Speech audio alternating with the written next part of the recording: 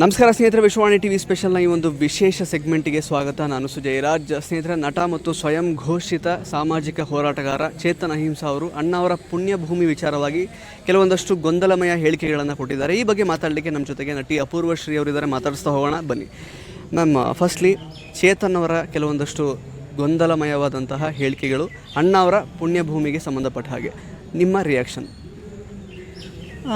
ಮೊದಲನೇದಾಗಿ ಹೇಳಬೇಕಂದ್ರೆ ಚೇತನ್ ಅವರು ತುಂಬ ಅದ್ಭುತ ನಟರು, ನನಗೂ ತುಂಬ ಇಷ್ಟವಾದ ಹೀರೋ. ಪರ್ಸನಲಿ ತೊಗೊಂಡಾಗ ಕೆಲವೊಂದು ಒಳ್ಳೆಯದನ್ನು ಮಾತಾಡಿದ್ದಾರೆ ಕೆಲವು ಟೈಮು. ಬಟ್ ಈ ಟೈಮು ಅಣ್ಣವ್ರ ಬಗ್ಗೆ ಮಾತಾಡಿದ್ದು ಮಾತ್ರ 100% ತಪ್ಪಾಗಿತ್ತು ಅಂತ ನನ್ನ ಭಾವನೆ. ತಪ್ಪಾಗಿದೆ, ಮಾತಾಡಬಾರ್ದಾಗಿತ್ತು ಅಂತ ಅನ್ಕೋತೀನಿ.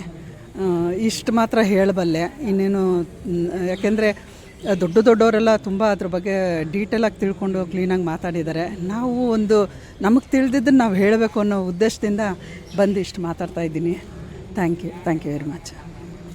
ನಮ್ಮ ಕನ್ನಡ ನಾಡು ನುಡಿಗೆ ಸಂಬಂಧಪಟ್ಟ ಹಾಗೆ ಅಣ್ಣವರು ಯಾವ ರೀತಿಯಲ್ಲಿ ಸಕ್ರಿಯವಾಗಿದ್ದರು, ಇನ್ಫ್ಯಾಕ್ಟ್ ಗೋಕಾಕ್ ಚಳವಳಿಯ ಸಂದರ್ಭದಲ್ಲಿ ಅವರು ಯಾವ ರೀತಿ ತಮ್ಮನ್ನು ತಾವು ತೊಡಗಿಸ್ಕೊಂಡಿದ್ರು, ಇನ್ಫ್ಯಾಕ್ಟ್ ಕನ್ನಡಿಗರ ಅಸ್ಮಿತೆಯ ಸಂಕೇತ ಆಗಿದ್ದಾರೆ ಅವರು.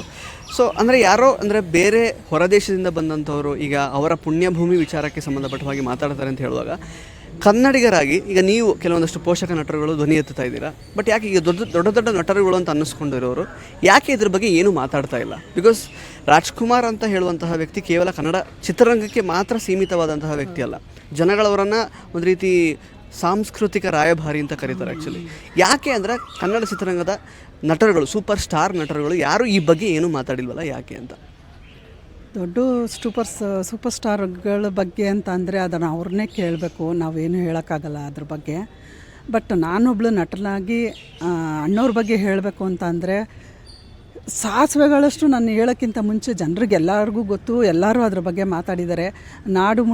ಹಾಡು ಮುಟ್ಟದ ಸೊಪ್ಪಿಲ್ಲ, ಅಣ್ಣವ್ರು ಮಾಡದೇ ಇರೋ ಪಾತ್ರ ಇಲ್ಲ ಅಂತ. ಅವರು ಕನ್ನಡ ಸಿನಿಮಾ ರಂಗಕ್ಕೆ ಬೆನ್ನೆಲುಬು ಅಂದರೆ ತಪ್ಪಾಗೋದಿಲ್ಲ. ಅಂಥವ್ರ ಬಗ್ಗೆ ಯಾರು ಕೂಡ ಮಾತಾಡೋದು ತುಂಬ ತಪ್ಪು. ಮಾತಾಡಿದ್ರೆ ಒಳ್ಳೇದು ಮಾತ್ರ ಮಾತಾಡಬೇಕು. ಯಾಕೆ ಅಂತಂದರೆ ಕೆಟ್ಟದ್ದು ನೀವು ಹೇಳೋದಕ್ಕಿಲ್ಲ, ಒಳ್ಳೇದಕ್ಕೆ ಮಾತಾಡೋದಕ್ಕೆ ಟೈಮ್ ಸಾಕಾಗಲ್ಲ. ಹಾಗಿದ್ದಾಗ ಆದಷ್ಟು 2 ಮಾತಲ್ಲಿ ಅವ್ರ ಬಗ್ಗೆ ಒಳ್ಳೇದು ಹೇಳೋದಾಗಲಿ, ಒಳ್ಳೇದು ಫೀಲಿಂಗ್ ಮನಸ್ಸಲ್ಲಿ ಇಟ್ಕೊಳ್ಳೋದಾಗಲಿ ಅದು ಮಾಡಿದ್ರೆ ತುಂಬ ಒಳ್ಳೆಯದು ಅಂತ ನಾನೊಂದು ಪುಟ್ಟ ಕಲಾವಿದೆಯಾಗಿ ಹೇಳ್ತೀನಿ. ಅಪೂರ್ವ ಮೇಡಮ್, ನಿಮಗೆ ಅಣ್ಣವ್ರ ಜೊತೆಗೆ ಯಾವುದಾದ್ರೂ ಸಂದರ್ಭದಲ್ಲಿ ಭೇಟಿಯಾಗುವ ಸಿಚುವೇಶನ್ ಬಂದಿದ್ದಂಥದ್ದು, ಅದನ್ನು ನಮ್ಮ ಜೊತೆಗೆ ಹಂಚ್ಕೊಳ್ಳೋದಾದರೆ? ಆ್ಯಕ್ಚುಲಿ ನನ್ನ ಆಸೆಗಳಲ್ಲೇ ಅದು ಒಂದು ದೊಡ್ಡ ಆಸೆ ಆಗಿತ್ತು, ಅಣ್ಣವ್ರನ್ನ ನೋಡಬೇಕು ಅನ್ನೋದು. ನೋಡಿದೆ, ಬಟ್ ಅವ್ರ ಜೊತೆ ಪಾತ್ರಕ್ಕೆ ಆಯ್ಕೆ ಮಾಡುವಾಗ ಆಯ್ಕೆ ಆಗಲಿಲ್ಲ. ಅದೊಂದು ನನ್ನ ಡೈರೆಕ್ಟ್ರಿಗೆ ಅಂದರೆ, ಸಾರಿ ಸುಮ್ಮನೆ ಹಿಂಗಿಂದ ಹಂಗೆ ಹೋಗೋದಕ್ಕೂ ಇದ್ರಾದರೂ ಕೊಡಿ ಅಂತ ಹೇಳ್ಬಿಟ್ಟು, ಇದು ಶಬ್ದವೇದ ಸಿನಿಮಾದಲ್ಲಿ ಆವಾಗ ಅಮ್ಮ ಒಂದು ಮಾತಾದರೂ ಇರಬೇಕಮ್ಮ, ಆವಾಗ ಕೊಡೋದಕ್ಕೆ ಚಂದ, ಈ ಬಿಡಿ ನೆಕ್ಸ್ಟ್ ಮಾಡೋಣ ಅಂತ ಅಂದರು. ಆದರೆ ಮಾಡೋಕ್ಕಾಗಲಿಲ್ಲ. ಆದರೆ ಅಣ್ಣವ್ರನ್ನ ಕಣ್ಣು ಮುಂದೆ ಹಿಂಗೆ ಜೊತೇಲಿ ನೀವು ನಿಂತಿರೋ ಥರ ನಿಂತಿರೋದು ಇದೇ ನನ್ನ ಸವಿ ನೆನಪು ಅಂತ ಹೇಳ್ತೀನಿ. ನಾನು ಲಕ್ಕಿನೇ. ಅಂದರೆ ಏನು ಅಂದರೆ ಅವ್ರ ಜೊತೆಗೆ ಮಾತಾಡುವ ಸಿಚುವೇಶನ್ ಬಂತ ಏನಾದರೂ ಹೇಳಿದ್ರೆ ನಿಮಗೆ ಅವರು? ಏನು ಇವಾಗಾದರೆ ಮೊಬೈಲ್ ಇದೆ, ತುಂಬ ಫೋಟೋಗಳನ್ನ ನಾವು ಹೆಂಗೆ ಕೂತ್ರೆ ನಿಂತರೆ ಎಲ್ಲ ತೊಗೋತೀವಿ. ಅವಾಗ ಮೊಬೈಲ್ ಇರಲಿಲ್ಲ, ಇದ್ದರೂ ನಾನು ಅವಾಗ ತೊಗೊಂಡೋಕ್ಕಾಗಿರಲಿಲ್ಲ. ಆ ಟೈಮಲ್ಲಿ ಫೋಟೋಗ್ರಾಫರ್ ಇದ್ದರು, ಅವ್ರ ಹತ್ರ ಹೇಳಿ ಫೋಟೋ ತೆಗೆಸ್ಕೊಳ್ಳುವಾಗ ಅಮ್ಮ ಬಂದೆ ಅಂತ 2 ಸರಿ ಅವ್ರು ಆ ಕಡೆ ಈ ಕಡೆ ಓಡಾಡ್ತಿದ್ರು. ಅವ್ರ ಟೆನ್ಷನ್, ಅವ್ರ ಪ್ರಾಬ್ಲಮ್ಮು. ಅಣ್ಣವರು ಬಾಮ್ಮ ನಿಂತ್ಕೊಳ್ಳಿ ಅಂತ ಹೇಳಿಬಿಟ್ಟು ಫೋಟೋ ತೆಗ್ಸಿದ್ರು. ಆ ಫೋಟೋನೂ ನನಗೆ ಸಿಕ್ಕಿಲ್ಲ, ಅದು ಬೇಜಾರು. ಬಟ್ ಅಣ್ಣವರೇ ಕರೆದು ನಿಜವಾಗ್ಲೂ ನಾನು ಎಷ್ಟೋ ಸರಿ ಅಣ್ಣವ್ರನ್ನ ಮನಸ್ಸಲ್ಲಿ ಇಟ್ಕೊಂಡಿದ್ದೆ. ದೇವ್ರನ್ನ ಹೆಂಗೆ ನಾವು ಮನಸ್ಸಲ್ಲಿ ಇಟ್ಕೋತೀವಿ ಹಾಗೆ ಅಣ್ಣವ್ರನ್ನ ಮನಸ್ಸಲ್ಲಿ ಇಟ್ಕೊಂಡು ಕೆಲವು ಸಂದರ್ಭದಲ್ಲಿ ನಮ್ಗೆ ಅವಮಾನ ಆಗಿರ್ಬೋದು, ಬೇಜಾರಾಗಿರ್ಬೋದು, ಅಂಥ ಸಂದರ್ಭದಲ್ಲಿ ತಾಳ್ಮೆ ಅಂತ ತೊಗೊಂಡು ನಡೀತಾ ಇದ್ದೀನಿ. ಅಂದರೆ ನಮ್ಮ ಅಜ್ಜಿ, ನಮ್ಮ ಅಣ್ಣವರು, ಇವ್ರನ್ನ ಮನಸ್ಸಲ್ಲಿ ಇಟ್ಕೊಂಡು ಆ ಟೈಮಲ್ಲಿ ತಾಳ್ಮೆ ತೊಗೋತೀನಿ.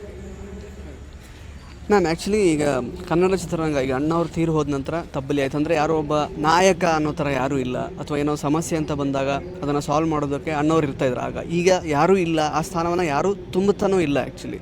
ಸೊ ನಿಮಗೆ ಏನು ಅನಿಸುತ್ತೆ, ಆ ಒಂದು ವಾಯ್ಡ್ ಎಷ್ಟರ ಮಟ್ಟಿಗೆ ಕಾಡುತ್ತೆ ನಿಮಗೆ ಅಂತ ನಟಿಯಾಗಿ? ನಾನು ಒಬ್ಬಳು ಪುಟ್ಟ ಕಲಾವಿದೆಯಾಗಿ ಹೇಳ್ಬೇಕಂದ್ರೆ, ಕೆಲವು ಟೈಮಲ್ಲಿ ನಮ್ಮ ಕಲಾವಿದರು ನಮ್ಮ ಒಂದು ಏನಿದೆ ಅಲ್ಲೇ ಹೊಂದಾಣಿಕೆ ಇಲ್ಲ. ಈ ದೊಡ್ಡವ್ರು ಏನೋ ಮಾತಾಡಿದ್ರು ಅಂದ್ಕೊಳ್ಳಿ, ಆವಾಗ ನಾವು ಅವ್ರ ಹಿಂದೆ ನಿಂತ್ಕೋಬೇಕು. ನಾವುಗಳು ಹಿಂಗೆ ಒಂದು ಕಷ್ಟ ಒಂದು ಇದು ಅಂತ ಹೋದಾಗ ಅವ್ರುಗಳು ನಿಂತ್ಕೋಬೇಕು. ಎಲ್ಲೂ ಏನೂ ಅದಾಗ್ತಾಯಿಲ್ಲ ಅನ್ನೋದು ನನ್ನ ಭಾವನೆ. ಒಂದು ನಮ್ಮ ಕಡೆಯಿಂದನೂ ತಪ್ಪಿರ್ಬೋದು, ಇನ್ನೊಂದು ಅವ್ರ ಕಡೆಯಿಂದನೂ ತಪ್ಪಿರ್ಬೋದು. ಒಟ್ಟಾರೆ ಒಂದು ಗಟ್ಟಿ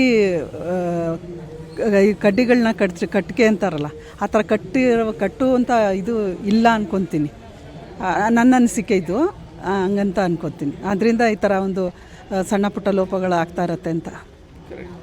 ಈಗ ಒಗ್ಗಟ್ಟು ಅಂತ ಬಂದಾಗ ನೀವು ಹೇಳಿದ್ರಿ ಆ್ಯಕ್ಚುಲಿ ಒಗ್ಗಟ್ಟಿಲ್ಲ ಕನ್ನಡ ಚಿತ್ರರಂಗದಲ್ಲಿ ಅಂತ. ಯಾಕೆ ಆ ರೀತಿ ಆಗಿದೆ? ಈಗ ಅಣ್ಣವ್ರ ಬಗ್ಗೆನೂ ಯಾರೋ ಒಬ್ಬರು ಯಾಕೆಂದರೆ ಈ ಥರದ್ದೊಂದು ಸುಮ್ಮನೆ ಸಡಿಲವಾದಂತಹ ಹೇಳಿಕೆ ಕೊಟ್ಟಾಗಲೂ ಎಲ್ಲರೂ ಒಟ್ಟಾಗಲ್ಲ. ಯಾರೋ ಕನ್ನಡ ಪರ ಸಂಘಟನೆಯವರು ಅಂಥವ್ರು ಮಾತ್ರ, ಕೆಲವ್ರು ಮಾತ್ರ ಒಂದಾಗ್ತಾರೆ. ಇನ್ನು ಯಾವ ರೀತಿ ಅಂದರೆ ಒಬ್ಬರನ್ನ ಕೆಳಗೆ ಹಾಕಿ ಮಾತಾಡಿದ್ರೆ ಕನ್ನಡಿಗರು ಎಲ್ಲರೂ ಒಟ್ಟಾಗ್ತಾರೆ ಅಥವಾ ಕನ್ನಡ ಚಿತ್ರರಂಗದವರು ಒಟ್ಟಾಗ್ತಾರೆ ಅಂತ ನಿಮಗೆ ಅನಿಸುತ್ತೆ ಅಂತ? ನಮ್ಮ ಸರೌಂಡಿಂಗಲ್ಲಿ ನಿಜವಾಗ್ಲೂ ತುಂಬ ನಾವು ಈ ಥರ ಟೈಮಲ್ಲಿ ಒಂದು ಒಟ್ಟಿಗೆ ಗೂಡ್ತಾ ಇದ್ದೀವಿ. ಅದು ನನಗೆ ಸಂತೋಷ ಇದೆ.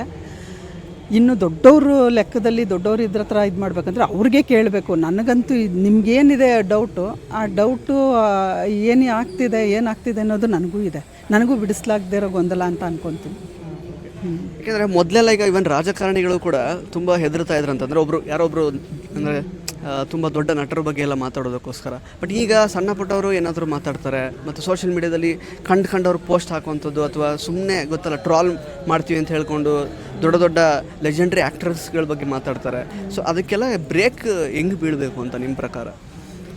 ಸರ್, ಈ ಪಬ್ಲಿಸಿಟಿ ಆಮೇಲೆ ಇದನ್ನೋದು ಒಂದು ಸಾಂಬಾರಿಗೆ ಉಪ್ಪಿದ್ದಾಗ ಅಂದ್ಕೊಳ್ಳಿ, ರುಚಿಗೆ ಎಷ್ಟು ಬೇಕೋ ಅಷ್ಟು ಹಾಕೊಂಡಾಗ ಸೂಪರು, ಅತಿಯಾಗಿ ಸುರಿದಾಗ ಏನಕ್ಕೂ ಆಗಲ್ಲ. ಹಂಗೆ ಈ ಒಬ್ಬೊಬ್ಬರ ಕೈಯಲ್ಲೂ ಮೀಡಿಯಾ ಇದು ಬಂದುಬಿಟ್ಟಿದೆ, ಮೊಬೈಲ್ ಆಗಿ.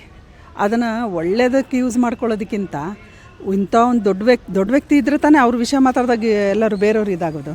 ಹಂಗೆ ಅವ್ರ ತನನ ಬಿಟ್ಟು ಅವ್ರುಗಳಿಗೆ ಕೈ ಇಡೋಕ್ಕೆ ಹೋಗಿ ಅವ್ರನ್ನ ತಪ್ಪಾಗಿ ದಾರಿಗೆ ಎಳಿತಾ ಇದ್ದಾರೆ, ಅರ್ಥ ಮಾಡ್ತಿದ್ದಾರೆ. ಅದು ಅವರೇ ಅರ್ಥ ಮಾಡ್ಕೋಬೇಕು. ನಮ್ಮ ಕೈಲಿರೋದನ್ನು ಒಳ್ಳೇದಕ್ಕೆ ಯೂಸ್ ಮಾಡೋಣ, ಕೆಟ್ಟದಕ್ಕೆ ಮಾಡಬಾರ್ದು. ನಮ್ಮದೇ ಆದ ಒಂದು ಇದು ವ್ಯಕ್ತಿತ್ವ ಇರುತ್ತೆ, ಅದನ್ನು ತೋರಿಸ್ಕೊಂಡು ನಾವು ಬೆಳಿಬೇಕು. ಇನ್ನೊಬ್ರಿಗೆ ಕೆಳಕ್ಕೆ ತೋರಿಸಿ ಬೆಳೆಯುವಂಥದ್ದು ಅದೊಂಥರ ಚಾಳಿ ಆಗಿಬಿಟ್ಟಿದೆ. ಏನು ಹೇಳಬೇಕು ಗೊತ್ತಾಗ್ತಾ ಇಲ್ಲ ಇದಕ್ಕೆ. ನೀವೊಬ್ಬ ಹಿರಿಯ ಪೋಷಕ ನಟಿಯಾಗಿ ಈಗ ನೋಡಿ, ಚೇತನ್ ಅಹಿಂಸಾ ಅವರು ಮೊದಲು ಆ್ಯಕ್ಚುಲಿ ಏನೋ ಒಂದು ಹೇಳಿಕೆ ಕೊಟ್ಟರು, ಫೇಸ್ಬುಕ್ಕಲ್ಲಿ ಬರ್ಕೊಂಡ್ರು, ಆಮೇಲೆ ಮತ್ತೆ ಅದಕ್ಕೆ ಸಾರಿ ಕೇಳಿದ್ರು. ಮತ್ತು ಇಲ್ಲ, ನಾನು ಏನು ಪೋಸ್ಟ್ ಹಾಕಿದ್ನೋ ಅದಕ್ಕೆ ಬದ್ಧವಾಗಿರ್ತೀನಿ, ಯಾಕೆ ಕೊಡಬೇಕಾಗಿತ್ತು 2.5 ಎಕರೆ ಅಣ್ಣವರ ಪುಣ್ಯಭೂಮಿಗೆ ಅಂತ ಹಾಕ್ಕೊಂಡಿದ್ದಾರೆ. ನೀವೊಬ್ಬರು ಹಿರಿಯ ಪೋಷಕ ನಟಿಯಾಗಿ ಅವ್ರಿಗೆ ಏನು ಹೇಳೋಕ್ಕೆ ಇಷ್ಟಪಡ್ತೀರಾ? ಈ ಭೂಮಿನೇ ದೇವ್ರು ಕೊಟ್ಟಿರೋದು. ನಾವು ಆ ಭೂಮಿನೇ ದೇವರು ಅಂತೀವಿ. ಆ ದೇವ್ರಿಗೆ ಯಾವ ಜಾಗದಲ್ಲಿ ಏನು ಕೊಟ್ಟರು ಕಮ್ಮಿನೇ. ಆ ರೀತಿ ಸಿನಿಮಾ ರಂಗಕ್ಕೆ ಅಣ್ಣವರು ದೇವರಿದ್ದಂಗೆ. 2.5 ಎಕರೆ ಏನು ಹೇಳಿ ಅದು ಅಲ್ವಾ? ಅಲ್ಲಿ ಒಂದು ದೇವಸ್ಥಾನ, ಅದನ್ನು ಪುಣ್ಯಭೂಮಿನ ದೇವಸ್ಥಾನಕ್ಕೆ ಹೋಲಿಸಿ ಪೂಜೆ ಮಾಡ್ಕೊಂಡು ಬರೋರು ಇವತ್ತು ಎಷ್ಟು ಜನ ಇದ್ದಾರೆ. ಅವ್ರ ಭಾವನೆಗೆ ನಾವು ಅರ್ಟ್ ಮಾಡ್ದಂಗಲ್ವ ಇದು. ನಾನು ಒಪ್ಪಲ್ಲ. ಅದನ್ನು ಹೊರತುಪಡಿಸಿದರೆ ಆ್ಯಕ್ಚುಲಿ ನಿಮಗೆ ಗೊತ್ತಿರ್ಬೋದು, ಈಗ ತಮಿಳುನಾಡು ಎಲೆಕ್ಷನ್ಸಲ್ಲಿ ನಟ ವಿಜಯ್ ಅವರು ವಿಜಯವನ್ನು ಸಾಧಿಸಿದ್ದಾರೆ. ಅವರು CM ಆಗಲಿಕ್ಕಿದ್ದಾರೆ, ಇನ್ನೇನು ಅನೌನ್ಸ್ಮೆಂಟ್ ಆಗುತ್ತೆ. ಬಟ್ ಅಂದರೆ ಇಂಥ ಸಂದರ್ಭದಲ್ಲಿ ಈಗ ಕನ್ನಡ ಸಿನಿಮಾ ರಂಗದಿಂದ ಆ ಥರದೊಂದು ಅಂದರೆ ಎಲೆಕ್ಷನ್ಗೆ ನಿಂತು ಅಥವಾ ಗೆದ್ದು ಒಂದು CM ಸ್ಥಾನವನ್ನು ಅಲಂಕರಿಸಿಕೊಳ್ಳಬಹುದಾದಂತಹ ಕೆಪಾಸಿಟಿ ಇದ್ದಿದ್ದು ಅಣ್ಣವ್ರಿಗೆ ಮಾತ್ರ ಅಂತ ಬಹಳಷ್ಟು ಜನ ಹಿರಿಯರು ಹೇಳಿರೋದನ್ನು ಕೇಳ್ತೀವಿ. ನಿಮಗೇನು ಅನಿಸುತ್ತೆ? ಈಗ ಸದ್ಯಕ್ಕೆ ಕರ್ನಾಟಕ ರಾಜ್ಯವನ್ನು ಬಿಟ್ಟು ಕನ್ನಡ ಸಿನಿಮಾ ರಂಗಕ್ಕೊಬ್ಬರು ನಾಯಕ ಇಲ್ಲದೇ ಇರೋ ಥರ ಆಗಿದೆ ಆ್ಯಕ್ಚುಲಿ. ಸೊ ಇದಕ್ಕೆ ಹೇಗೆ ಒಂದು ಸೊಲ್ಯೂಷನ್ ಸಿಗಬೇಕು ಅಂತ ಹೇಳ್ತೀರಾ ನೀವು, ನಿಮ್ಮ ಪ್ರಕಾರ? ನಾವು ಹೋಲಿಕೆ ಮಾಡೋದು ತಪ್ಪಾಗುತ್ತೆ. ಬಟ್ ಎಲ್ಲೋ ಒಂದು ಕಡೆ ನಮ್ಮದು ಅಂತ ಬಂದಾಗ ಏನೋ ಒಂದು ಮನಸ್ಸಲ್ಲಿ ಬಂದಿರುತ್ತಲ್ಲ, ಅದನ್ನು ಹೇಳೋಕ್ಕೆ ಇಷ್ಟಪಟ್ಟರೆ ಇದ್ದಿದ್ದರೆ ಪುನೀತ್ ಸಾರು ಇವಾಗ ಶಿವಣ್ಣ ಆ ಸ್ಥಾನದಲ್ಲಿ ನಿಲ್ಬೋದು, ಸುದೀಪ್ ಅವ್ರೂ ನಿಲ್ಬೋದು. ಅಷ್ಟು ಮಟ್ಟಿಗೆ ಅವರಲ್ಲಿ ರೀಲಲ್ಲಿ ಹೀರೋ ಆಗಿ ಮಾಡೋದು ಸಹಜ, ರಿಯಲಲ್ಲಿ ಹೀರೋ ಆಗಿರೋದು ಕಷ್ಟ. ಅದನ್ನು ಮಾಡ್ಕೊಂಬಂದಿದ್ದಾರೆ, ನಮ್ಮಲ್ಲೂ ಇದ್ದಾರೆ ಅಂತ ನಾನು ಖುಷಿ ಪಡ್ತೀನಿ. ಅವರು ಇವಾಗ ಆ ಥರ ಬರಬೇಕು ಮಾಡಬೇಕು ಅಂತ ಆಸೆ ಇಲ್ಲದೆ ಇರ್ಬೋದು, ಒಂದು ಲೆಕ್ಕಾಚಾರ ಇಲ್ಲದೆ ಇರ್ಬೋದು. ಬಟ್ ಬಂದರೆ ಅವ್ರುಗಳು ಬರ್ಬೋದು, ಮಾಡ್ಬೋದು. ಅಂದರೆ ಸುದೀಪ್ ಅವರು ಮತ್ತು ಶಿವಣ್ಣನವರಲ್ಲಿ ಆ ನಾಯಕತ್ವದ ಗುಣಗಳು ಇವೆ ಅಂತ ಹೇಳ್ತೀರಾ ನೀವು? ಓಕೆ ಮ್ಯಾಮ್, ಇನ್ನು ಶ್ರಾವಣಿ ಸುಬ್ರಹ್ಮಣ್ಯ ಮತ್ತು ಮೈನಾ ಧಾರಾವಾಹಿಗಳಲ್ಲಿ ನಟಿಸ್ತಾ ಇದ್ದೀರಾ. ಸೊ ಎಸ್ಪೆಷಲಿ ಜೊತೆಯಲ್ಲಿ ಆ ಒಂದು ಪುಷ್ಪ ಕ್ಯಾರೆಕ್ಟರ್ ಅಂತೂ ಸಿಕ್ಕಾಬಟ್ಟೆ, ಅಂದರೆ ಕರ್ನಾಟಕದಾದ್ಯಂತ ಸಿಕ್ಕಾಬಟ್ಟೆ ಫೇಮಸ್ ಆಗಿತ್ತು. ಈಗ ಹೇಗೆ ನಡೀತಾ ಇದೆ ಲೈಫು? ಸೀರಿಯಲ್ಸ್ ಎಲ್ಲ ಹೇಗೆ ನಡೀತಿದೆ? ಸಿನಿಮಾ ಜರ್ನಿ ಎಲ್ಲ ಹೇಗಾಗ್ತಾ ಇದೆ? ಸಿನಿಮಾದು ಕೊರೋನಾ ಆದಮೇಲೆ ಸ್ವಲ್ಪ ಹಾಗೆ ಹೀಗೆ ಇದೆ, ಬಟ್ ನಡೀತಾ ಇದೆ. ಸೀರಿಯಲ್ಲೂ ಅಷ್ಟೇ. ಆವಾಗ ನನಗೊಂದು ನನ್ನ ಕೆರಿಯರಲ್ಲಿ ಏನು ಅರ್ಧ ಭಾಗ ಆಗಿತ್ತು ನಾನು ಹೆಸರು ಸಂಪಾದನೆ ಮಾಡಿದ್ದು, ಜೊತೆಲಿ ಇನ್ನರ್ಧ ಅಂತ ಹೇಳ್ಬೋದು. ಸೊ ಇದು ಇವತ್ತಿಗೂ ದಾರಿದೀಪದಲ್ಲಿ ಬೆಳಕಾಗಿ ಚೆಲ್ತಾ ನನ್ನನ್ನು ನಡೆಸ್ಕೊಂಡು ಬರ್ತಾಯಿದೆ. ಚೆನ್ನಾಗಿ ನಡೀತಿದೆ, ಸೀರಿಯಲ್ ಆಗಿರಲಿ ಸಿನಿಮಾ ಆಗಿರಲಿ ಎಲ್ಲ ತುಂಬ ಚೆನ್ನಾಗಿ ನಡೀತಿದೆ, ಖುಷಿ ಆಗ್ತಿದೆ. ಅದೇ ನಿಮ್ಮ ಮಗಳ ಜೊತೆಗೆಲ್ಲ ಕೆಲವೊಂದಷ್ಟು ಟೂರಿಗೆ ಹೋಗಿರೋ ವೀಡಿಯೋಸು ಅದೆಲ್ಲ ಹಾಕ್ತಾಯಿದ್ರಿ. ಆ್ಯಕ್ಚುಲಿ ಅದನ್ನೆಲ್ಲ ನಾವು ಆರ್ಟಿಕಲ್ ನೋಡಿದ್ವಿ. ಹಾರ್ಟ್ ಪೋಸ್ ಕೊಟ್ಟ ಅಪೂರ್ವಶ್ರೀ ಅದು ಇದು ಮಗಳ ಜೊತೆಗೆ ಅದು ಇದು ಅಂತೆಲ್ಲ. ಸೊ ಮಗಳು ಏನು ಮಾಡ್ತಿದ್ದಾರೆ, ಚಿತ್ರರಂಗಕ್ಕೆ ಕರೆತರುವಂತಹ ಏನಾದರೂ ಆಸೆ ಇದೆಯಾ ಅವರನ್ನು, ಹೇಗೆ? ಇವತ್ತು ನೀವು ಕೇಳ್ತಾ ಇದ್ದೀನಿ ಅಂತ ಹೇಳ್ತಾ ಇದ್ದೀನಿ, ನಾನು ಹೇಳ್ಕೊಳಕ್ಕೆ ನಂಗೆ ಸ್ವಲ್ಪ ಮುಜುಗರ. ಇವತ್ತು 4 ಗಂಟೆಗೆ ಪ್ರಮೋದ್ ಇದೆ ಮಾಗಡಿ ರೋಡು ಅಲ್ಲಿ ಮೇಲ್ಗಡೆ 4 o'clock ಸಿನಿಮಾ ಪ್ರಮೋಷನ್ ಇದೆ ಮಗಳದ್ದು. ರಾಗಿಣಿಯವರು ಮತ್ತು ನನ್ನ ಮಗಳು ರಾಜ್ವಿ ಮತ್ತು ಕಣ್ಣ ಸಲಗೆ ಇರೋ ನನ್ನ ಫೇವ್ರೆಟ್ ಅವರು ಕೂಡ, ಅವರು ಧರ್ಮಕೀರ್ತಿರಾಜು ಅವ್ರದ್ದು ಇವತ್ತು 4 ಗಂಟೆಗೆ ಪ್ರಮೋಷನ್ ಇದೆ. ಅದು ಅವರು ಮೊದಲನೇ ಸಿನಿಮಾನ? ಅದು ಅಂದರೆ ಶೂಟಿಂಗ್ ಮಾಡಿದ್ದಾರೆ, ಸ್ಕ್ರೀನ್ ಮೇಲೆ ಕಾಣಿಸ್ಕೊತಾರೆ, ಮೊದಲನೇ ಸಿನಿಮಾ ಅಂತ ಹೇಳ್ಬೋದು. Yes ma'am, thank you so much. Shravani Subrahmanya ಮತ್ತು ಮೈನಾ ಧಾರಾವಾಹಿಯ ಪ್ರೇಕ್ಷಕರಿಗೆ, ನಿಮ್ಮ ಅಭಿಮಾನಿಗಳಿಗೆ ಏನು ಹೇಳೋಕ್ಕೆ ಇಷ್ಟಪಡ್ತೀರಾ ಕೊನೆಯದಾಗಿ? ಅದು ಅವತ್ತು ಅಷ್ಟು ದೊಡ್ಡ ಪಾತ್ರ ಮಾಡಿದಾಗಲೂ ನನ್ನನ್ನು ಮೊಡ್ಲಿಗೆ ಹಾಕ್ಕೊಂಡು ಹೆಂಗೆ ಪ್ರೀತಿ ಮಾಡ್ತಿದ್ರೋ ಮಗು ಥರ ಇವತ್ತೂ ನನ್ನನ್ನು ಹಂಗೆ ಅವರು ಅಷ್ಟೇ ಪ್ರೀತಿಯಿಂದ ಪ್ರೀತಿಸ್ತಾರೆ. ಈ ಪ್ರೀತಿ, ಈ ಆರೈಕೆ, ಈ ಆಶೀರ್ವಾದ ಸದಾ ನನ್ನ ಮೇಲೆ ಇರಲಿ ಅಂತ ಅಭಿಮಾನಿ ದೇವರುಗಳಿಗೆ ಬೇಡ್ಕೊತೀನಿ. Thank you so much ma'am, ಒಳ್ಳೆಯದಾಗಲಿ. Thank you very much. So ಸ್ನೇಹಿತರೆ, ಇದಾಗಿತ್ತು ನಟಿ ಅಪೂರ್ವಶ್ರೀ ಅವರ ಮಾತುಗಳು. ಮತ್ತೆ ಭೇಟಿಯಾಗೋಣ. ಧನ್ಯವಾದ. ಇಂಟ್ರೆಸ್ಟಿಂಗ್ ಮತ್ತು ಇನ್ಫಾರ್ಮೇಟಿವ್ ವಿಡಿಯೋಗಳನ್ನು ಮಿಸ್ ಮಾಡ್ಕೋಬೇಡಿ. ಈಗಲೇ ಸಬ್ಸ್ಕ್ರೈಬ್ ಮಾಡಿ.